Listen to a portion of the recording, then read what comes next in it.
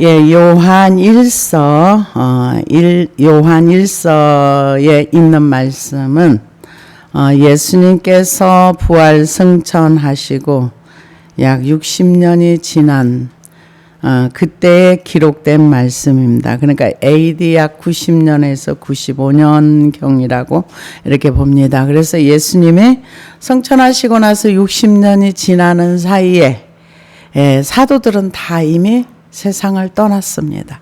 그런데 사도 요한만이 살아 있었어요. 그래서 주님이 승천하시고 나서 이제 그 사도들이 다 떠나고 그러고 나서 이제 그 초대교회 성도들이 타락의 길로 많이 가는 그런 시점에 있을 때에 이단의 침투와 도덕적 타락과 교회의 위기에 처했을 때 이제 사도 요한이 요한 1서를 쓰게 됩니다.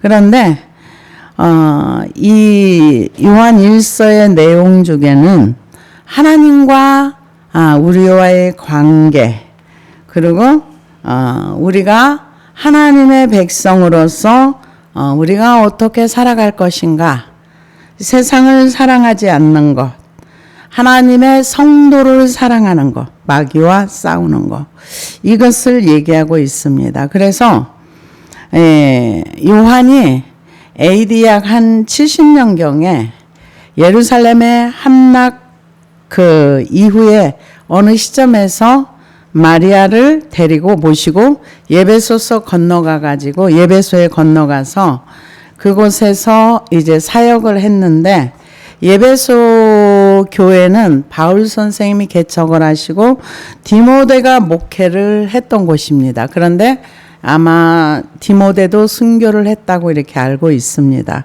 그러고 나서 그곳에서 이제 마리아를 모시고 그곳에 예배소 교회에서 목회를 하다가 나중에 이제 그 로마에서 박해가 굉장히 심해질 때에 이제 그 학자들의 말에 의하면은 역사에 의하면은 기름가마솥에 들어갔는데 죽지 않고 살아서 거기에서 복음을 전하니까 이제 어떻게 할 수가 없어서 반모섬으로 귀향을 보냈다 이렇게 알고 있습니다. 그래서 사도 요한의 직속 제자가 폴리갑 그리고 그의 제자 이레니우스 증언에 그렇게 하고 있습니다. 그래서 우리는 예수 그리스도를 아는 것 오늘 그 요한 1서에 보면 사귐이라는 단어가 몇 번 나옵니다. 우리가 서로 교제하는 가운데 그 가운데 예수님이 있어야 되고 하나님과 우리 사이에 예수님이 계셔야 되고 죄를 버리는데 예수님이 계셔야 되고 그래서 우리가 하나님과의 사귐 성경에서는 하나님과 우리가 사귄다는 말이 별로 없어요. 근데 여기에서는 하나님과 우리와의 사귐을 얘기합니다. 그래서 우리는 이 땅에 살아가면서 좋은 사람과 만나서 기분 좋게 얘기하고 그리고 서로 즐거운 주제를 가지고 토론하고 되게 좋아합니다. 그러면은 좋은 관계를 맺으면서 다음에 또 만나고 싶고 그런 인생을 살아가는데요. 근데 이때 당시에도 영지주의 이단들이 굉장히 많았어요. 그래가지고 예수님의 십자가를 부인하게 됐습니다. 왜냐? 어떻게 하나님의 아들이라는 분이 이 땅에 육신을 입고 오셔가지고 더러운 육신을 입고 이 땅에 오셔서 살다가 십자가에서 죽을 수가 있느냐? 하나님은 거룩한 분이기 때문에 그냥 육신으로 예수님이 이 땅에 오셔서 33년을 살다가 십자가에 죽으시기 직전에 하나님의 아들의 영이 그곳에 왔다가 떠나갔다. 그러면서 이들이 가르치는 거는 우리가 구원을 받은 거는 영적인 지식을 많이 알아야지만 구원을 받을 수가 있다. 그러니까 우리가 지금 현재 말하는 구원과는 좀 많이 다르죠. 영적인 지식을 많이 가져야 구원을 받을 수 있는데 왜 이런 말을 했는가? 육은 악하기 때문에 육은 아무렇게나 살아도 돼. 그러면서 쾌락을 쫓아가고 그러면서 도덕적으로 타락하고 이게 구원이야. 그래서 도덕이 많이 무너지고 이단들이 들어오고 그 말에 혹해가지고 성도들이 예수님을 떠나간 사람이 많은 거예요. 그래서 이런 상황을 바라보면서 사도 요한이 요한일서를 쓰게 된 것입니다. 그래서 태초부터 있는 생명의 말씀에 관하여는 우리가 들은 바요, 눈으로 본 바요, 자세히 보고 우리의 손으로 만진 바라. 누구를? 예수 그리스도를 손으로 만지고 눈으로 보고 태초의 말씀이 계시니라. 그 말씀처럼 말씀이 육신이 됐다는 것은 우리의 이성과 논리는 하나님의 세계를 이해할 수 없습니다. 그런데 이 말씀이 하나님과 함께 계셨고 하나님의 말씀이라는 것은 우리가 생각할 수 없는 어떤 분야가 많아요. 왜냐하면 말씀으로 있으라, 빛이 있으라, 그냥 빛이 만들어. 뭐가 있으라, 있어지는 거예요. 땅은 여기에서 식물과 채소를 내라, 나무를 내라, 그냥 그대로 되어지는 거예요. 근데 우리의 이성은 우리는 피조물의 입장에서는 이 말씀의 능력과 어마무시한 하나님의 세계를 잘 몰라요. 그런데 요한복음 1장 1절에 보면 태초의 말씀에 계시니라. 이 말씀이 하나님과 계셨으니 이 말씀은 곧 하나님이시라. 하나님이라는 거죠, 이 말씀이. 그래서 이 말씀으로서 육신을 죽이라 그랬어요. 로마서 8장 13절에 보면은 육신을 영으로서 그 행위를 죽이라. 그러니까 하나님의 말씀 밖에는 우리 안에 있는 교만이나 우리 안에 있는 죄성을 해결할 수가 없어요. 그래서 요한복음 1장 14절에도 보면 말씀이 육신이 되어 우리 가운데 거하심에 우리가 그 영광을 보니 아버지의 독생자의 영광이요 은혜와 진리가 충만하더라. 그래서 이 자세히 보고 손으로 만진 바라. 이 생명이 나타나신 바 된지라.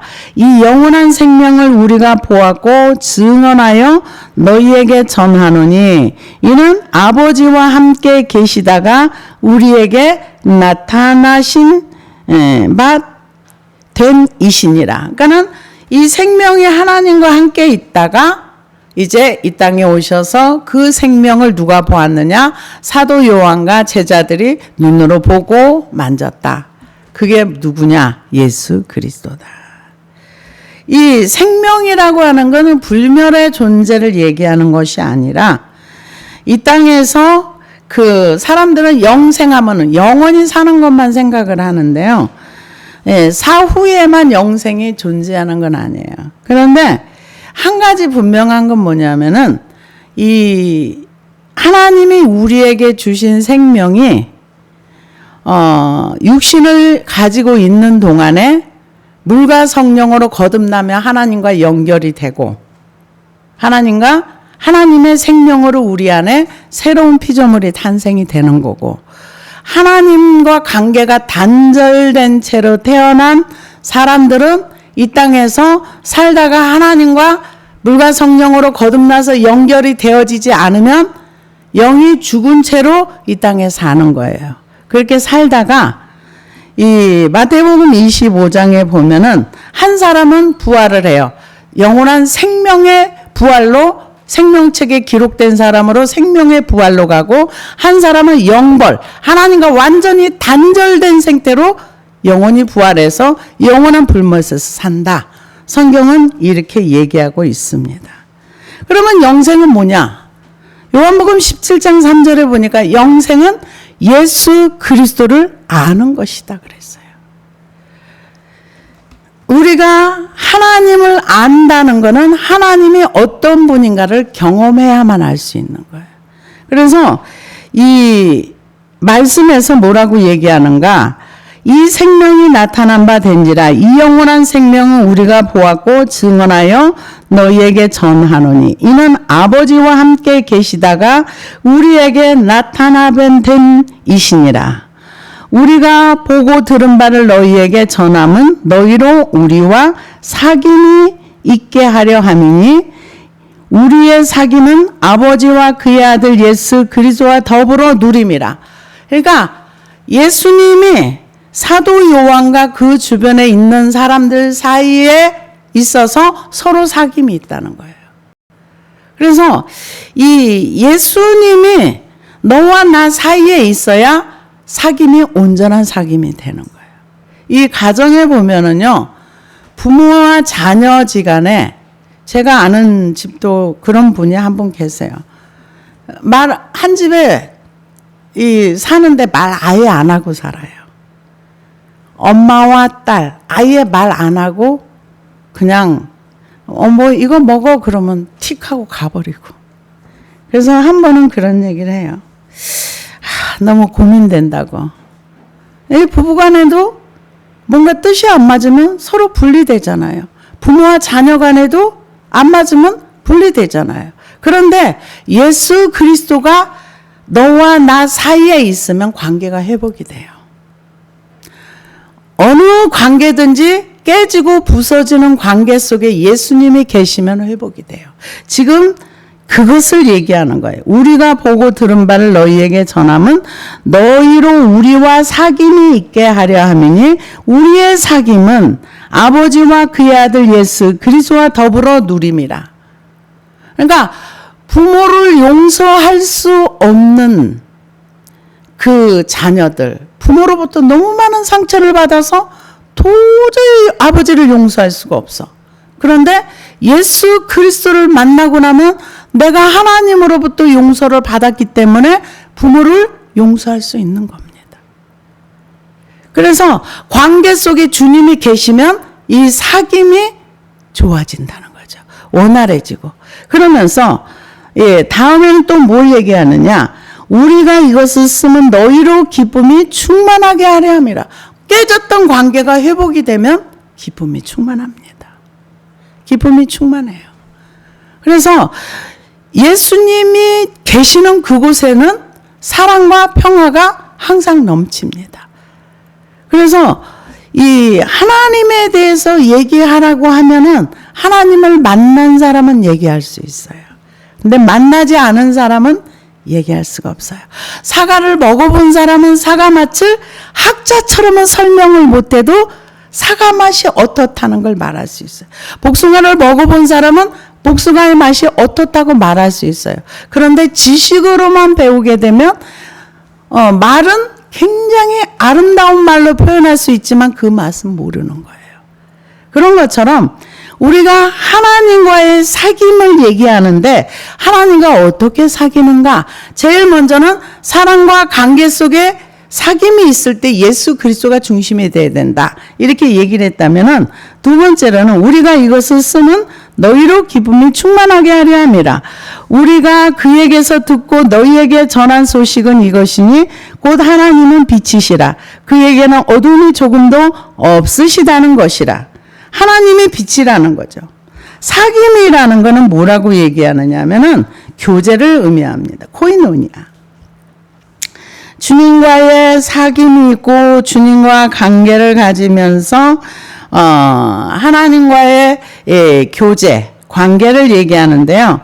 그러면서 하나님은 빛이라 어둠이 아예 없다는 거죠. 그러면서 만일 우리가 하나님과 사귐이 있다고 어둠에 행하면 거짓말을 하고 진리를 행하지 아니하거니와 그가 빛 가운데 계신 것 같이 우리도 빛 가운데 행하면 우리가 서로 사귐이 있고 그 아들 예수의 피가 우리를 모든 죄에서 깨끗하게 하실 것이요.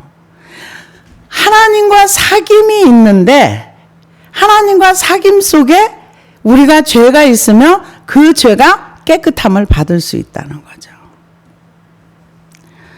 그래서 갈라디아서 5장 6절에 보니까 그리스도 예수 안에서는 할례나 무할례나 효력이 없으되 사랑으로서 역사하는 믿음뿐이니라. 우리가 이 하나님의 말씀을 알고 하나님과 사귐을 가진다면은 우리가 죄 문제가 해결이 돼야 된다는 거죠. 하나님과 우리와의 관계 속에 이 죄 문제가 해결이 돼야 되는데 이 죄는 어떻게 해결이 되는가? 오늘 말씀하고 있습니다.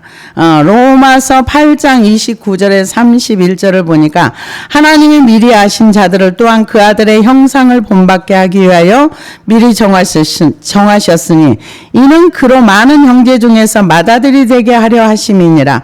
또 미리 정하신 그들을 또한 부르시고 부르신 그들을 또한 의롭다 하시고 의롭다 하신 그들을 영화롭게 하셨느니라. 그런즉 이 일에 대하여 우리가 무슨 말을 하리요. 그래서 우리가 하나님과 사귐을 가지려면 죄 문제가 해결이 돼야 된다. 근데 죄는 어떻게 해결이 되는가? 예수 그리스도의 피로 해결이 된다. 그러면 이 피로 어떻게 해결이 되는가? 만일 우리가 죄가 없다고 말하면 스스로 속이고 또 진리가 우리 속에 있지 아니할 것이요. 만일 우리가 우리 죄를 자백하면 그는 미쁘시고 의로우사 우리 죄를 사하시며 우리를 모든 불의에서 깨끗하게 하실 것입니다. 뭘로 죄가 사함받는가? 예수 그리스도의 보혈의 피가. 그래서 하나님과 우리와 사귐, 관계를 가질 때는 죄 문제가 해결이 돼요. 근데 이런 얘기를 합니다. 존 메가더 목사님이 뭐라고 얘기하느냐면 우리 자기네 미국이 망하는 데는 200년이 걸렸다. 근데 한국은 100년 만에 교회에서 성경이 없어지고 예수 그리스도가 없어지고 복음이 없어졌다. 그래서 미래가 없다. 이런 얘기를 하시는 거를 들어봤습니다. 그런데 무슨 얘기를 하느냐면 이렇게 얘기를 해요. 요즘 교회를 가면은 마음을 나눌 수가 없다. 왜 나눌 수가 없는가? 자기가 마음이 힘들어서 힘든 마음을 나누게 되면은 그 얘기들이 일주일에는 쫙 퍼져 있더라. 그래서 교회에서 마음을 나눌 수가 없고 교회를 다니면 더 외롭다. 이런 얘기를 하는 것을 제가 들어봤습니다. 그게 이제 쇼츠로 나온 영상인데 그래서 제가 그거를 가만히 생각을 해봤어요. 그랬더니 예수 그리스도를 대신할 수 있는 거는 이 땅에 아무것도 없어요. 우리 죄 문제를 해결할 수 있는 것도 이 땅에 아무것도 없어요. 어디 가서 무슨 일을 하든지 어떤 일을 하든지 우리의 죄 문제는 오직 예수 그리스도의 십자가 앞에 가야지만 우리가 자백을 할 때만 우리가 여기에서 죄로부터 풀어집니다. 그런데 십자가가 없다 보니까 우리가 다른 사람의 힘든 얘기를 들어주자. 그 대신 겉으로 정죄하지 말자. 이게 대안이 될 수 있겠죠. 그러면은 사람들은 거기가 사랑이 있다고 말해요. 그러면서 우리가 힘든 사람 먼저 찾아가서 우는 사람과 함께 울어주고 웃는 사람과 함께 웃어주자. 그래서 사고 났다. 그러면 현장에 쫓아가요. 가서 같이 울어줍니다. 이게 대안입니까? 교회에 오면은요, 우리는 예수님을 소개해야 돼요. 예수님이 얼마나 우리를 위해서 큰 일을 행하셨는가를 우리가 알아야 돼요. 이 영원한 생명 되시는 그분이 우리를 구원하기 위해서 이 땅에 오셔서 우리의 죄, 영원부터 영원까지 시작부터 끝까지 모든 죄 문제를 주님이 다 해결하셨어요. 그런데 왜 교회에서 죄가 없어졌을까요? 왜 죄가 없어졌느냐? 우리가 구원받는 동시에 죄가 다 사라졌다고 말을 하고 우리가 이미 2000년 전에 내가 태어나기도 전에 내가 예수님과 함께 죽었다고 생각을 하래요. 그러면 우리가 지금 얘기하는 것처럼 그게 실제라면은요, 우리는 예수님처럼 지금 살 수 있는 것입니다. 하나님도 사랑할 수 있고요, 이웃도 사랑할 수 있고요. 근데 그게 불가능합니다. 우리는 이웃을 사랑할 수도 없고요, 하나님도 사랑할 수가 없어요. 왜 못 사랑하는가? 우리는 태생적으로 나를 제일 사랑해요. 나를 최고로 사랑해요. 그래서 하나님도 나한테 잘해줘야 좋은 하나님인 거지, 나한테 내가 원하는 거 안 주면 그 하나님 싫어해요. 그런데 어떻게 2000년 전에 내가 이 땅에 오기도 전에 내가 죽었다는 말이 되느냐고요. 안 되는 거지요. 그래서 우리의 죄를 해결하고 하나님과 사귐을 위해서는 죄가 뭔지를 알아야 돼요. 죄가 뭔지를 알아야 우리가 하나님과 사귈 수 있는 거예요. 왜요? 그래야 하나님의 아들이 이 땅에 오셔서 십자가에 죽으신 그 큰 목적을 알게 되고, 제가 회개를 하다 보니까 몇 가지를 알게 됐어요. 뭐를 알았느냐? 이 세상에서 이 죄 문제는 오직 예수님밖에는 해결할 수가 없구나. 내가 나를 고칠 수가 없구나. 아무리 노력을 해도 내가 누구를 미워하는 거를요, 겉으로는 표현 안 할 수 있어요. 그러나 속에서부터 그 미움이 사라지는 거는 오직 예수 그리스도 한 분밖에 없어요. 그분 앞에 나가서 기도하고 그 내 죄를 씻으면 그게 없어져요. 그래서 어제도 이제 좀 토요일날 제가 안 나가는데 좀 만날 일이 있어서 만났어요. 옛날 얘기를 하는 거예요. 그래서 기억력도 좋아가지고 옛날 얘기를 계속 하는 거예요. 그래서 제가 그랬어요. 그거 이미 다 지나간 얘기들이야. 이제 그만 좀 지우면 안 될까? 그랬더니 그걸 어떻게 지워? 그러더라고요. 우리는 한 번 머릿속에 이렇게 박힌 거는 잘 안 지워져요. 그러나 주님의 십자가 밑에가 좋은 기억은 영원히 가지고 천국 가도 괜찮아요.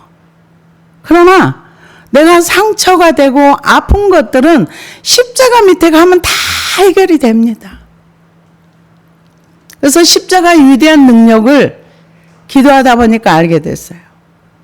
그러고 나서 또 한 가지 알게 된 게 뭔가, 하나님이 어떤 분이라는 거. 와, 성경에 말하는 하나님, 오래 참으시는 하나님, 자비하시는 하나님, 사랑의 하나님. 인격적으로 너무 멋진 하나님을 이 기도를 하다 보니까 알게 되더라고요. 그래서 이 성령의 열매들이 나오는 것들은 하나님의 성품을 받아서, 나는 포도나무여 너희는 가지니 너희가 내 안에 내 말이 너희 안에 검. 하나님의 아들 예수 그리스도와 우리가 연결이 되면 그분을 통해서, 우리를 통해서 나오는 아름다운 열매들, 좋은 나무가 되면은 아름다운 열매가 나오는 거, 이거는 인간의 힘으로는 불가능한 것이로구나. 그래서 아들 예수 그리스도가 이 땅에 오셨구나. 하나님이 어떤 분인지를 알게 되고, 내가 어떤 존재인지를 알게 되고, 또 한 가지 알게 된 게, 죄라는 존재는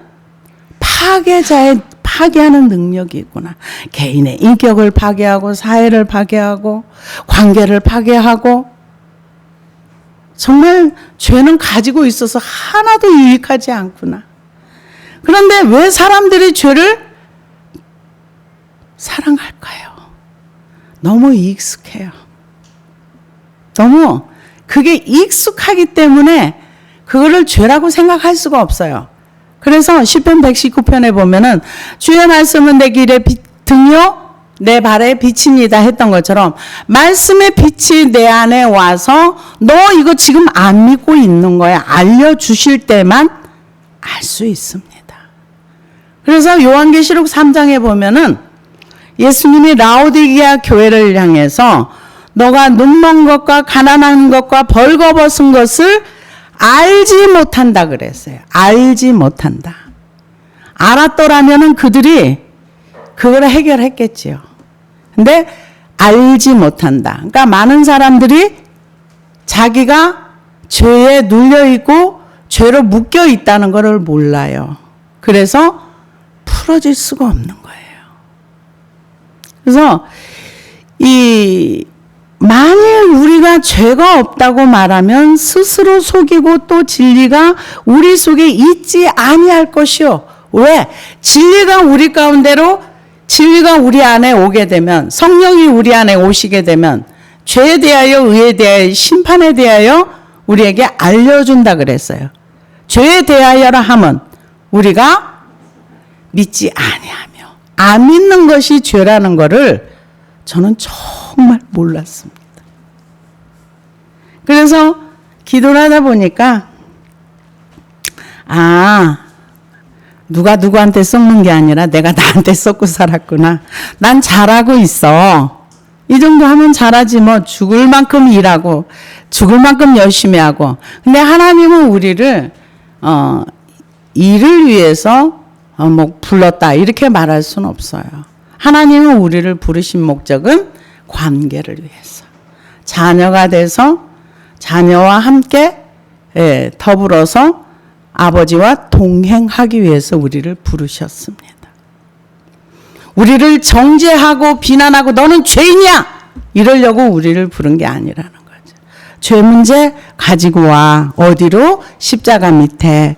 그러면 그게 해결이 돼. 힘든 거 갖고 와. 내가 해결해 줄게. 근데 왜 해결이 안 됩니까? 안 가져가니까요. 안 가져가니까. 그래서 주변에 있는 분한테 짐 좀 내려놔 봐. 제가 그랬어요. 너무 힘들어요. 그러길래 짐 좀 내려놔 봐. 그랬더니 내려놓으려고 하는데 잘 안 내려가 이러더라고요. 짐이 뭔지를 정확하게 인식을 해야 그 짐이 내려가는 겁니다. 짐을 지고 있으면 얼마나 힘이 듭니까? 그래서 주님이 수고하고 무거운 짐진 자들아 다 내게로 오라. 내가 너희를 쉬게 하리라. 나는 마음이 온유하고 겸손하니 너희는 내게 와서 배우라. 누굴 배워요? 예수 그리스도를 배우는 겁니다. 근데 짐을 내려놔야 후 하고 숨을 쉴 수 있죠. 짐도 내려놓고 죄짐도 내려놓고 힘든 것도 내려놓고 그러고 나서 우리가 묶여있는 거, 죄에 묶여있는 것들이 굉장히 많습니다. 나도 모르게 묶여있는 것들. 그거 예수 그리스도 앞에 가져가면 다 해결이 됩니다. 뭐 염려가 있고 이렇게 불안이 있다 보면은 저는 불안까지는 가봤어요. 염려 단계에서 조금 더 지나가면 불안이 옵니다. 근데 염려 단계에서 기도를 하면 그 염려는 순식간에 사라져. 완전히 사라집니다. 염려가 점점 커지면 불안 쪽으로 가요. 그 불안이 가면은 이게 잘 안 없어져요. 그러나 이 세상에서 불안의 문제를 해결할 수 있는 곳은 없습니다. 오직 예수 그리스도 한 분밖에 없습니다. 그래서 우리가 하나님을 배우려고 하고 하나님과 사귐의 관계, 사귐이라는 건 인격적인 거를 얘기하는 거예요. 우리가 하나님을 진이나 그 알라딘의 램프처럼 생각하면 안 돼요. 내가 필요한 거 하나님 기도했으니까 주세요. 그러나 하나님을 제대로 이해하지 못해서 하는 얘기예요. 저는 그렇게 배웠어요. 필요하면 구해. 근데 아무리 구해도 안 되더라고요. 왜 안 됐을까를 생각해 보니까 믿지 않으면서 구했으니까 안 된 거죠. 성경은 반드시 전제가 뭐냐?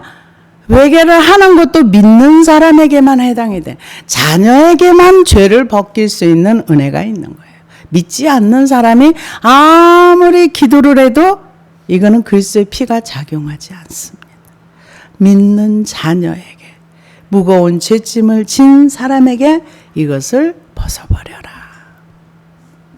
그래서 자백하면 그는 미쁘시고 의로우사 우리 죄를 사하시며 우리를 모든 불의에서 깨끗하게 하실 것이요. 그러니까 모든 것에서 묶여있는 것에서 자유할 수 있다는 거죠. 진리를 알지니 진리가 너희를 자유케 하리라. 진짜 자유합니까? 네, 자유합니다. 진짜로 평안이 옵니까? 네, 진짜로 평안이 옵니다. 해보시기를 바랍니다. 그래서 이 깨끗하게 하실 것이요 만일 우리가 범죄하지 아니하였다 하면 하나님을 거짓말하는 이로 만드는 것이니 또한 그의 말씀이 우리 속에 있지 아니하니라. 이 하나님을 믿고 우리의 죄 문제를 가져오라고 했을 때 네 하고 가져가면은 깨끗하게 되고 의롭게 되고 모든 불의에서 우리를 깨끗하게 해주신다고 말씀으로 약속을 하셨어요. 근데 이거는 해봐야지만 나오는 결과예요. 이건 누가 대신해 줄 수가 없는 거예요. 나의 죄 문제에 내가 마음으로 묶여있는, 마음으로 힘든 거, 마음으로 지치고 표현할 수 없는 고통 가운데 있는 거 나누어지지 않습니다. 그런데 예수님 앞에 가지고 가서 이것을 자백하면은 다 자유케 된다.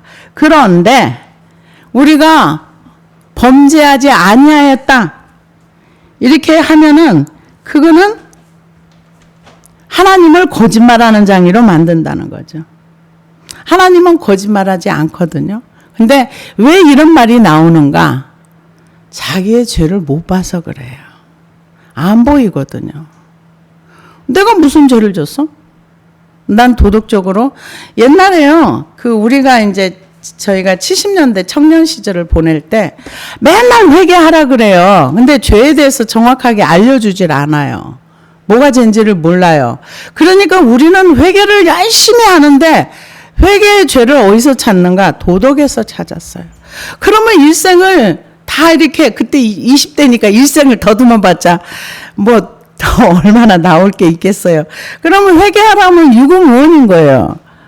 이 믿지 않는 것도 죄고 미워하는 것도 죄고 미워하는 건 일상이기 때문에 이런 것을 가르쳐 줬으면 아마 회개했을 것 같아요. 근데 이 성경에 별로 관심이 없고 뭐 젊은 청년들이 뭐 얼마나 관심이 있어요. 믿음이 아주 확실하게 있으면 몰라도 그때 저희 때는 그랬어요. 그래서 회개하라고 회개할 게 맨날 없어. 말씀에서 하나님이 회개하라는 게 뭔지를 찾아야 거기에 나오는데 요즘도 똑같아요. 요즘도 회개를 아예 말을 안 한답니다.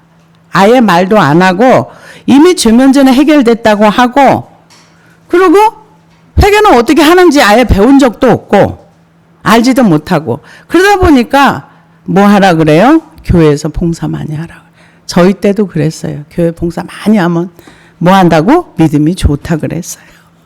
그래서 어제도 만났는데 그래요. 아, 이분 되게 믿음 좋아 그러더라고요. 그래서 진짜야? 네, 그래서 그랬더니 그냥 하는 그런 식으로 얘기를 하더라고요. 믿음이 뭔지를 모르는 거예요. 그래서 제가 물어봤어요. 그럼 회개는 어떻게 해? 이거 물어봤더니 하루를 지내면서 마음에 요만큼 걸리는 거 있으면 회개한대요. 그러면 걸리는 게 없으면 양심에 부끄럽지 않으면 회개할 게 없는 거죠. 근데 성경이 말하는 회개와 우리가 도덕에서 찾을 수 있는 죄는 다릅니다. 그래서 우리가 범죄하지 아니하였다 하면 하나님을 거짓말하는 이로 만드는 것이니 또한 그의 말씀이 우리 속에 있지 않냐. 말씀의 빛이 비춰줘야 내가 이거 잘못했거나 깨닫는데 깨닫지 못하니까 이게 나는 죄 모르겠어. 이런 얘기를 하는 거죠. 나 죄가 뭔지 모르겠어. 저도 그랬었어요. 죄가 뭔지도 모르고 뭐 맨날 회개하라는데 뭘 회개할 줄도 모르겠고 믿음 좋다는데 뭐가 믿음인지도 모르겠고 그래서 저희 과거를 이렇게 돌이켜보면은 믿음은 1도 없었어요. 아예 없었어요. 딱 한 가지 예수님이 날 위해서 죽으셨다. 요거 하나는 딱 믿었어요. 그러니까 우리가 착각하고 살면 안 됩니다. 우리가 하나님의 말씀을 잘 알아야 돼요. 잘 알고 우리가 이 회개하는 이 단계는 뭐냐? 예수 그리스도와 사귀는 단계라는 거. 이 죄를 회개하다 보면은 하나님이 어떤 분인지 죄가 뭔지를 알아지고 내가 누군지를 알아지고 하나님의 사랑이 얼마나 크다는 거. 저는 하나님을 안다고 생각을 했는데 그건 내 착각인 거예요. 저는 하나님에 대해 정말 모르더라고요. 지금도 많이 모릅니다. 그래서 많은 사람들은 하나님을 많이 사랑한다고 하는데 아직 저는 거기까지 못 갔어요. 열심히 가고 노력하고 있습니다. 그래서 하나님이 우리에게 죄를 회개하고 하나님을 알고 하나님과 사귀자고 하는 이유는 나중에 어떻게 하시려고요? 우리와 동행하시려고. 우리 속에 들어오셔서 나와 함께 에녹처럼 동행하시려고. 그래서 사귀자는 거예요. 남녀간에 이렇게 열심히 만나고 또 만나고 사귀다 보면 어떻게 돼요? 결과는 서로 맞으면 결혼하고 안 맞으면 쫑나잖아요. 그런 것처럼 우리도 이 땅에서 하나님을 만나서 사귀고 교제하고 하나님 버리라는 거 버리고 하나님이 취하라는 거 취하고 그 말씀에 순종해 살다 보면 어느 날 하나님과 동행하는 자가 되어 있을 줄로 믿습니다. 기도하시겠습니다.